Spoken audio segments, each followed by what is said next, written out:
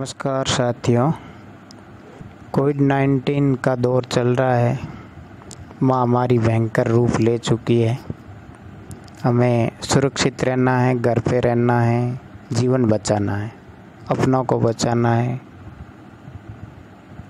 इसके लिए आज राजस्थान सरकार चिकित्सा विभाग ने प्रोनिंग की प्रक्रिया के संबंध में एक पत्र जारी किया है। प्रोनिंग की प्रक्रिया उसके साथ में डाली है कि कोविड-19 का मरीज जब पॉजिटिव आ जाता है तो उसको ऑक्सीजन की समस्या होने लगती है, ऑक्सीजन का स्तर गिरने लग जाता है, सांस लेने में तकलीफ होती है। तो शासन सचिव की ओर से ये पत्र प्रकाशित हुआ है। सभी मेडिकल कॉलेज के प्रधानाचार्य जी को, मुख्य चिकित्सा अधिकारियों को, स्वास्थ्य अधिकारियों को ये पत्र जारी हुआ है। तो इसमें बताया गया है कि कोविड-19 के मरीज ऑक्सीजन का स्तर बढ़ाने के लिए प्रोनिंग की प्रक्रिया के संबंध। कोविड-19 का मरीज ऑक्सीजन का स्तर गिरने पर उसके ऑक्सीजन स्तर में सुधार हेतु प्रोनिंग करना होता है। प्रोनिंग स्तर अगर आपका गिर जाता है, 94 से कम हो जाता है, तो फिर उसको बढ़ाना कैसे है? वो प्रोनिंग प्रक्रिया जब पॉजिटिव होते हैं, घर पे रहते हैं, आइसोलेशन में रहते हैं, तो उस समय ये हमें करना है। श्वास लेने में दिक्कत होती है, उसे प्रोनिंग से सुधार होगा। प्रोनिंग कोविड-19 को होम आइसोलेशन में रह रहे मरीजों को लेकर आईसीयू में भर्ती मरीजों में ऑक्सीजन का स्तर बढ़ाने में काफ़ी मददगार रही है। डॉक्टरों ने इस पर परीक्षण किया है, तो ये काफ़ी हद तक ऑक्सीजन का स्तर बढ़ाने में सहायक है।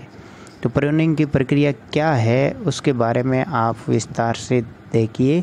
जब ऑक्सीजन का स्तर 94 यानी 94 से नीचे आ जाए तो होम आइसोलेशन में रहते हुए कोविड मरीज को प्रोनिंग करनी चाहिए।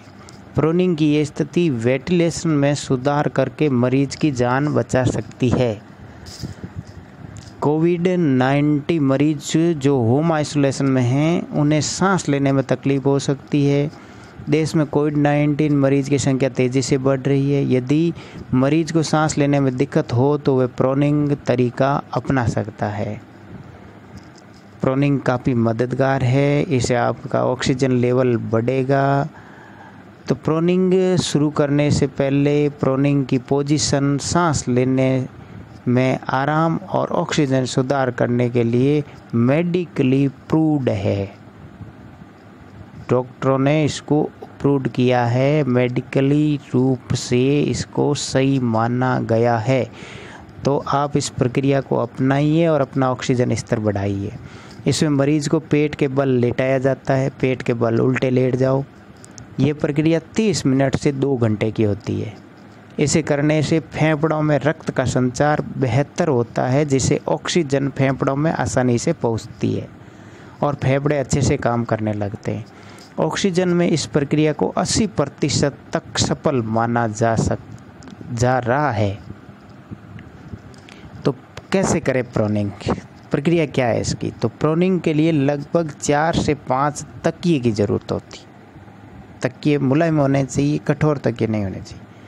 सबसे पहले रोगी को बिस्तर पर पेट के बल लिटा दीजिए। रोगी को बिस्तर पर उल्टा लिटा दो। एक तकिया गर्दन के नीचे रख दो। फिर 1 या 2 तकिए गर्दन, छाती और पेट के नीचे बराबर में रख दो। छाती पर, पेट पर बराबर की स्थिति में 2 तकिए रख दो। बाकी के 2 तकिए को पैर के पंजों के नीचे दबाकर रख सकते हैं। ध्यान रहे इस दौरान कोविड रोगी को गहरी और लंबी सांस लेते रहना। ये जो प्रक्रिया करते हैं उस समय जो रोगी है उसको लंबी सांस लेनी है, गहरी सांस लेनी है, जिससे कि खून का संचरण है वो फेफड़ों में जल्दी से हो, जिससे श्वसन क्रिया में लाभ हो सके। 30 मिनट से लेकर करीब 2 घंटे तक इस स्थिति में रहने से मरीज को बहुत आराम मिलता है। लेकिन 30 मिनट से 2 घंटे के बीच मरीज की पोजीशन बदलना ज़रूरी है। पोजीशन बदलते रहे, करवट बदल सकते हैं इसमें। इस दौरान मरीज को दाईं और बाईं करवट लेटा सकते हैं। जैसे ये स्थिति आपको बता रखी है, पहले उल्टे लेटाना है, उसके इस तरह से ये आप तकिए लगा सकते हो। देखो पहले गर्दन के नीचे लगा रखा है, पेट के नीचे लगा रखे हैं, फिर पैरों के नीचे 2 तकिए दबा रखे हैं। तो पहले उल्टे लेट गए, फिर उसको आप करवट बदल ली इस तरह से, ये सेकंड स्थिति में, ये सेकंड स्थिति, इस तरह की करवट बदल ली, थर्ड स्थिति ये आ गए और फोर्थ में वापस उल्टे लेट गए। तो इस तरह की स्थिति में आप अपने ऑक्सीजन लेवल को सुधार कर सकते हैं। प्रोनिंग करते समय ध्यान रखने योग्य बातें, कुछ बातों का ध्यान भी रखना है प्रोनिंग करते समय। तो सबसे पहली बात है कि खाने के तुरंत बाद नहीं करना है, उससे बचना है। इसे 16 घंटे तक रोज़ाना कई चक्रों में कर सकते हो। रोज़ आप 16 घंटे तक कर सकते हो, अलग अलग चक्कर में करवट बदल करके, बहुत आराम मिलेगा। इस प्रक्रिया को करते समय घावों और चोट को ध्यान में रखना है। घाव नहीं होने चाहिए, चोट नहीं होती, उसका भी ध्यान रखना है। दबाव क्षेत्रों में बदलने और आराम देने के लिए तकिए को एडजस्ट करें। प्रोनिंग कब नहीं करनी चाहिए? गर्भवती महिला को प्रोनिंग नहीं करनी है। गंभीर कार्डियक स्थिति में प्रोनिंग नहीं करनी है। यदि स्पाइन से जुड़ी कोई परेशानी है तो उसको भी नहीं करनी है। फ्रैक्चर है तो भी नहीं करनी है, और भोजन के तुरंत बाद नहीं करनी है। तो इस तरह से आप प्रोनिंग की प्रक्रिया से अपना ऑक्सीजन लेवल बढ़ा सकते हैं, क्योंकि ऑक्सीजन की स्थिति बहुत ख़राब चल रही है वर्तमान में। तो इस तरह से हम अपने आप को ऑक्सीजन लेवल बढ़ा सकते हैं, कोरोना से बच सकते हैं। सकारात्मक सोच रखिए, दिन में 2-3 बार गर्म पानी के गरारे करते रहिए, अपने आप को सुरक्षित रखिए।